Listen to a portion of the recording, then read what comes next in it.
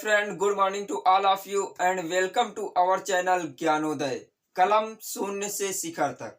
दोस्तों, आज के करंट अफेयर्स के सेशन में हम डिस्कशन करने वाले हैं पिछले 1 वीक के करंट अफेयर्स प्लस साथ में अपडेटेड न्यूज का। तो चलिए फ्रेंड, स्टार्ट करते हैं अपनी कलम शून्य से शिखर की ओर। दोस्तों, आज का हमारा विचार क्या है? Thought of the day. जो वक्त पर पसीना नहीं बहाता वह जीवन भर आंसू बहाता है। इसलिए दोस्तों, आप सभी का और हमारे लिए अभी वक्त है और मेहनत करने का वक्त है। इसीलिए स्वामी विवेकानंद जी ने कहा है, उठो, जागो और तब तक मत रुको जब तक तुम्हें लक्ष्य की प्राप्ति न हो जाए। तो चलिए फ्रेंड, इसी सुविचार के साथ अपने सेशन को स्टार्ट करते हैं और देखते हैं आज के करंट अफेयर्स। तो फ्रेंड देखिए, आज के क्वेश्चन क्या है। हाल ही में भारतीय क्रिकेट कप्तान विराट कोहली ने अपने किस ऑस्ट्रेलियन फैन को अपने टेस्ट सीरीज की जर्सी तोहफे में दे दिया? यानी जो टेस्ट सीरीज ऑस्ट्रेलिया में हुआ है उसके जर्सी, अपनी जो यूनिफॉर्म पहन रखे थे उसे कि अपने फैन को तोहफे में दे दिया। तो 4 ऑप्शन है। देखिए, तीनों गर्ल्स हैं। ईवी माए, ए नंबर बी है इंडी राय, सी इसला रोज एंड डी है इनमें से कोई नहीं, नन ऑफ दीज। तो इनमें से करेक्ट आंसर कौन सा है? तो फ्रेंड, इसका करेक्ट आंसर है इंडी राय, ये ऑप्शन नंबर बी। देखिए फ्रेंड, इन चारों के बारे में थोड़ा बताते हैं। ईवी माए, इंडी राय और इसला रोज, ये तीनों ऑस्ट्रेलिया के सलामी बल्लेबाज डेविड वार्नर, ये जो तीनों हैं ये ऑस्ट्रेलिया के सलामी बल्लेबाज डेविड वार्नर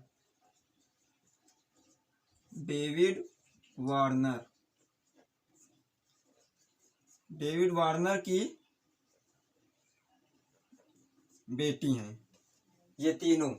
अब देखिए दोस्तों, ये कोई बड़ी नहीं है। देखिए, इनका जन्म हुआ है 2014 में, यानी कि ये अब इस समय कितनी 7 साल की हैं, और इनका हुआ है 2016 में, और ये इसला रोज अभी 2019 में इनका जन्म हुआ है ये। तो अभी इंदिरा राय कितने वर्ष की है? Only 5 year. तो ये है ये ऑस्ट्रेलियन फैन है ये इनकी। अब देखिए, कुछ विराट कोहली टेस्ट रैंकिंग के बारे में जान लेते हैं। दोस्तों, अभी ऑस्ट्रेलिया की जो टेस्ट रैंकिंग है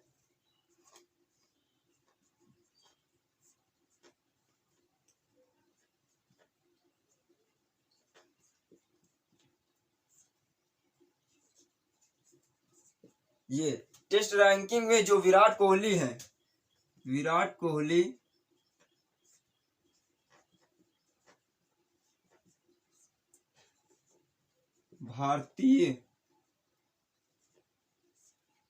भारतीय बल्लेबाजों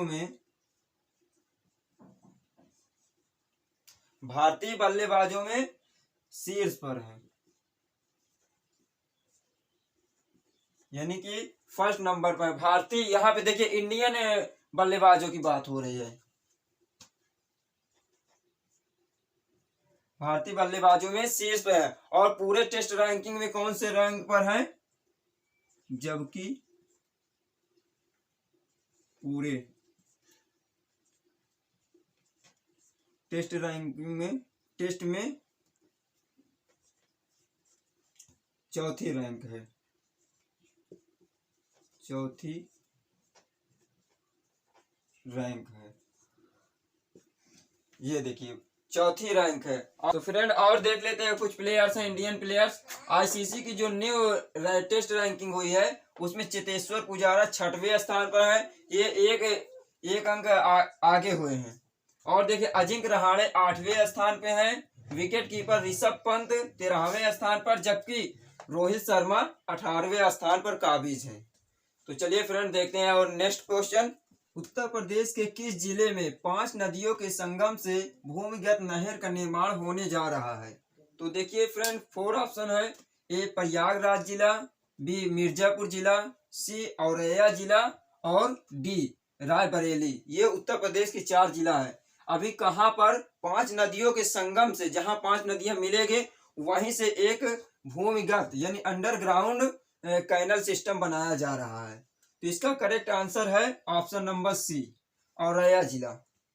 तो देखिए, औरैया जिला के भीजलपुर गांव है, औरैया जिले के भीजलपुर, ये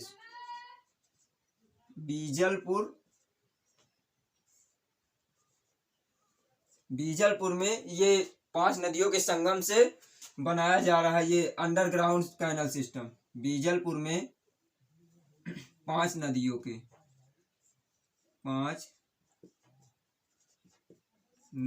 के संगम। तो ये 5 नदियां कौन कौन सी है? देखिए दोस्तों, यमुना है, यमुना, चंबल, क्वारी, सिंधु और पाहुज।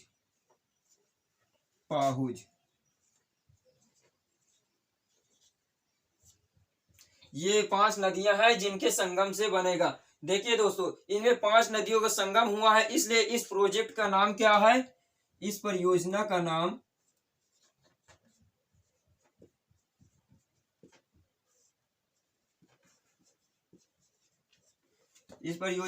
है पंचनद सिंचाई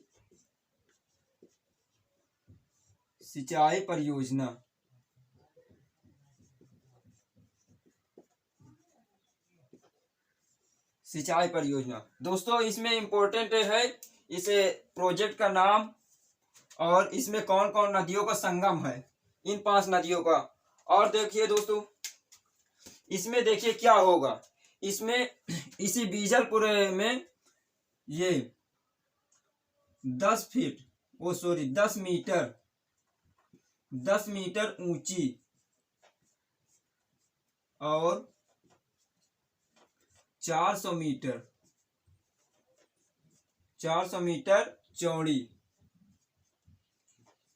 चौड़ी बैराज बनेगी।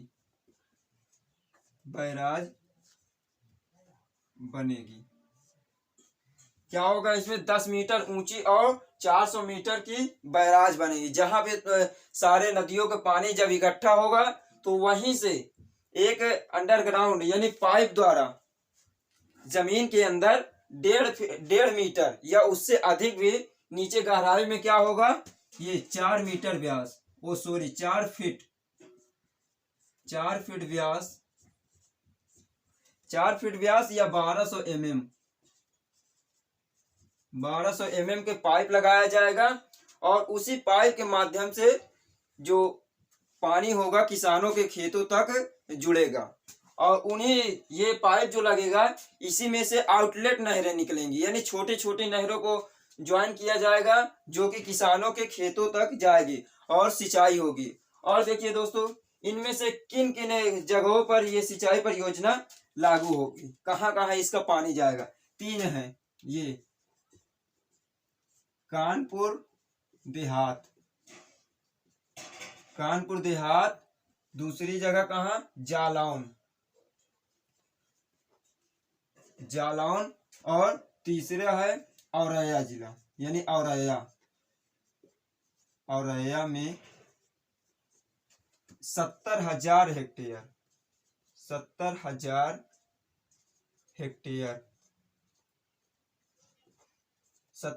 हेक्टेयर भूमि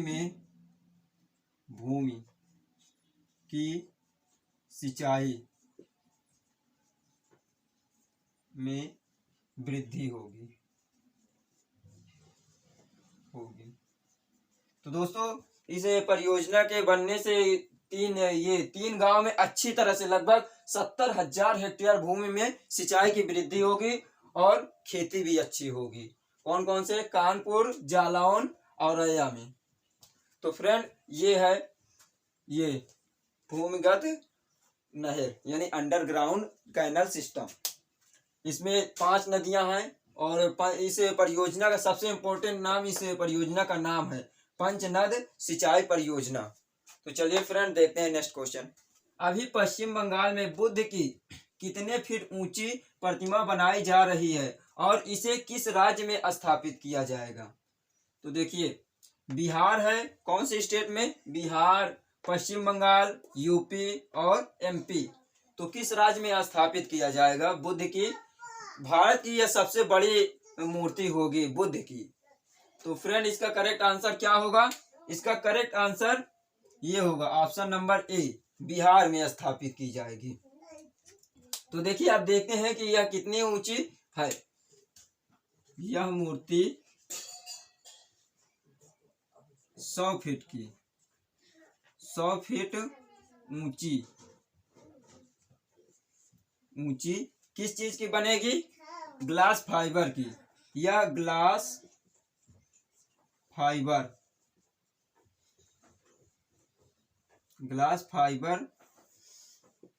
की बनेगी। तो देखिए, यह मूर्ति 100 फीट ऊंची ग्लास फाइबर की बनेगी। और देखिए, इसे कहाँ पे स्थापित किया जाएगा? फिलहाल ये बन कहाँ रही है? ये बन रही है पश्चिम बंगाल के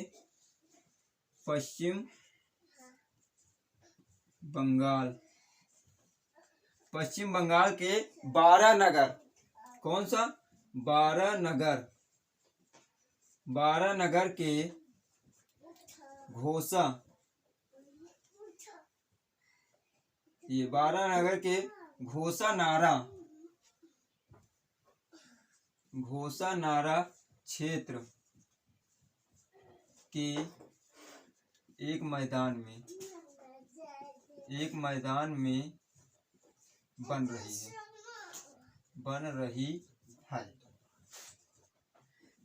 तो कहाँ पे? 12 नगर के, पश्चिम बंगाल में है ये। 12 नगर के घोषा नारा क्षेत्र में, सॉरी, यहाँ पे घोषा नारा नहीं, घोषा पारा है। घोषा पारा क्षेत्र के एक मैदान में बनाई जा रही है। और देखिए, इसे कहाँ पे स्थापित किया जाए? इसे बिहार के बोध गया में अगले साल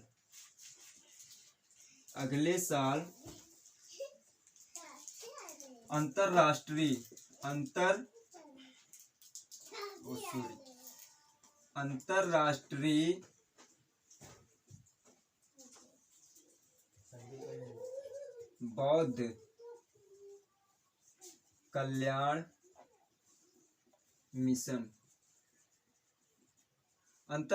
बौद्ध कल्याण मिशन के द्वारा स्थापित की जाएगी।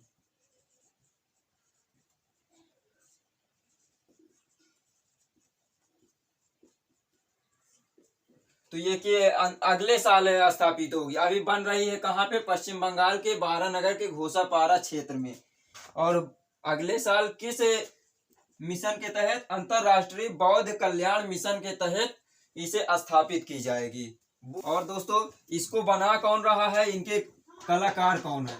तो मूर्ति कलाकार कौन है? मूर्ति कलाकार ये है, इनका नाम है मिंटू पाल।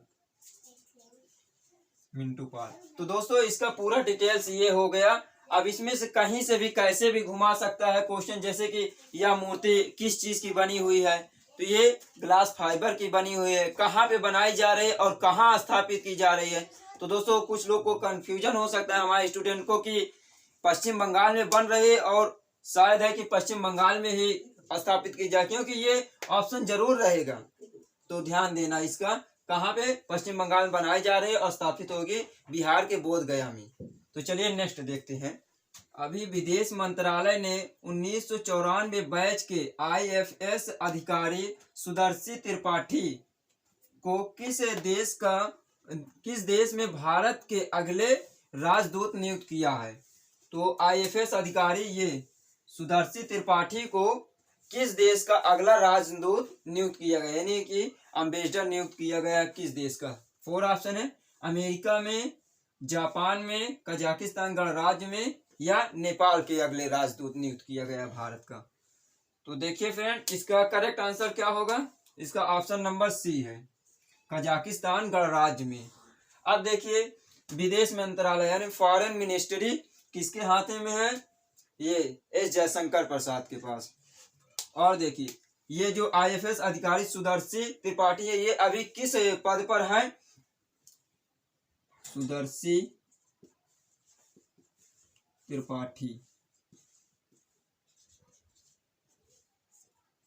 ये अभी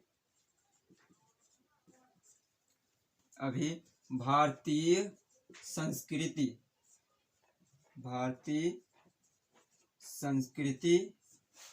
संबंध, भारतीय सांस्कृतिक संबंध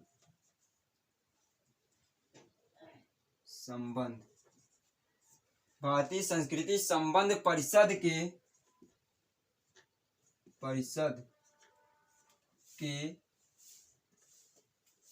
उप महानिदेशक